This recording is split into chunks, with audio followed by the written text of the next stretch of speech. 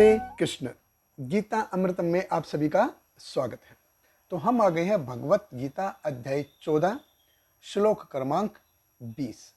तो भगवान ने हमें प्रकृति के जो गुण हैं उनके बारे में बहुत विस्तार से बताया और ये इस श्रृंखला का आखिरी श्लोक है।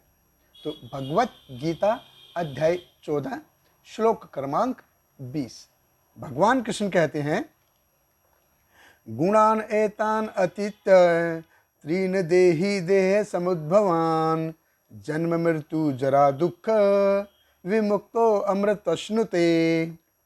भगवान कृष्ण कहते हैं, जब देहधारी जीव भौतिक शरीर से संबंध इन तीनों गुणों को लांघने में समर्थ होता है तो वह जन्म, मृत्यु, बुढ़ापा तथा उनके कष्टों से मुक्त हो सकता है और इसी जीवन में अमृत का भोग कर सकता है।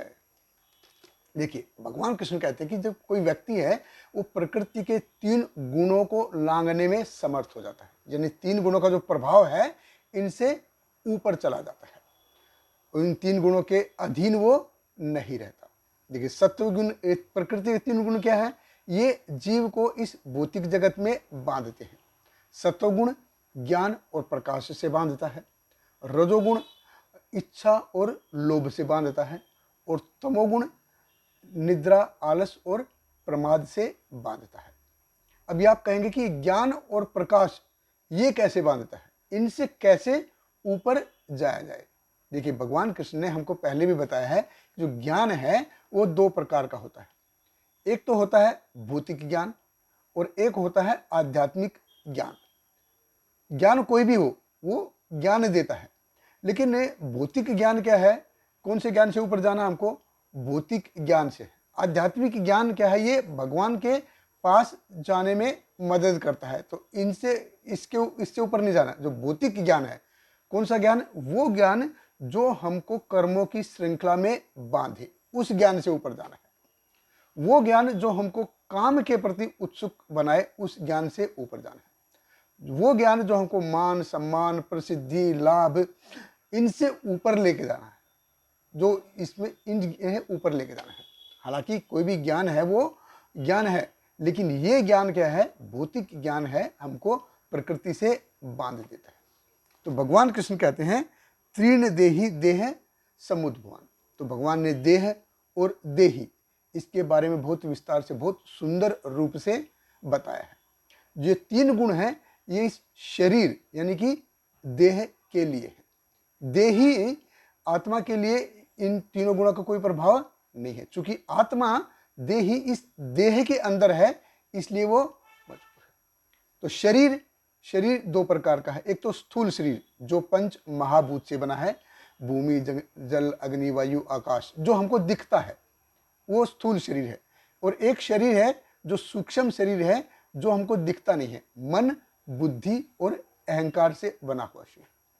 तो इनके ऊपर प्रकृति के तीन गुणों का प्रभाव है। स्वामित्व जो है इन शरीर के ऊपर है।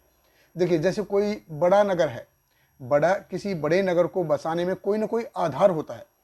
किसी भी बड़े नगर को कोई बसाता है तो कोई ना कोई आधार होता है। जैसे पुणे है, जो पुणे शहर है वो पेशवा ने बसाया था, बाजीराव ने बसाया था। तो जब वो 20 साल के थे तो वो पेशवा बने थे। पेशवा यानी कि प्राइम मिनिस्टर। और अगले 20 साल तक वो पेशवा रहे और इसके दौरान उन्होंने कोई भी युद्ध हारा नहीं। तो किसी बड़े नगर को जैसे बसाने में कोई ना कोई आधार होता है, उसी प्रकार जब व्यक्ति तीन गुणों में बंधता है तो उसका भी कोई ना कोई आधार होता है। तो कौन सा आधार है? इस भौतिक जगत के प्रति जो आसक्ति है, ये है आधार। तो भौतिक जगत के प्रति जो आसक्ति है, ये इस जीव को शरीर में बांधती है। तो कभी देवताओं के शरीर में, कभी मनुष्य के शरीर में, कभी पशु पक्षी और जानवर के शरीर में। और ये प्रकृति का ड्राइव मैकेनिज्म है जिससे पूरी सृष्टि संचालित होती है। ये हमने पहले भी विस्तार से देखा है। तो भगवान कृष्ण कहते हैं, जन्म, मृत्यु, जरा, दुख। जरा यानी कि बुढ़ापा। तो जब व्यक्ति इन सब से ऊपर चला जाता है, तो सार ये है कि मैं और मेरा के जो प्रभाव है, आसक्ति है, उससे ऊपर जाना है। तो इस मैं और मेरा से शरीर से ऊपर निकलने में मदद कौन करता है? ये इसमें मदद करता है आध्यात्मिक ज्ञान। तो जब हम अपनी एनर्जी शरीर, मन और बुद्धि को कंट्रोल करने में लगाते हैं, तो शरीर को कंट्रोल करने के लिए क्या है? शरीर को कंट्रोल करने के लिए 4 नियम है कि मांस नहीं खाना है, जुआ नहीं खेलना है, नशा नहीं करना है और जो अवैध संबंध है ये नहीं करना है। इनसे शरीर नियमित होगा। मन कैसे नियमित होगा? जब हम महामंत्र का जप करेंगे। मन तरायते इति मंत्र, हरे कृष्ण कृष्ण कृष्ण हरे हरे, हरे राम राम राम हरे हरे। और बुद्धि कैसे नियमित होगी?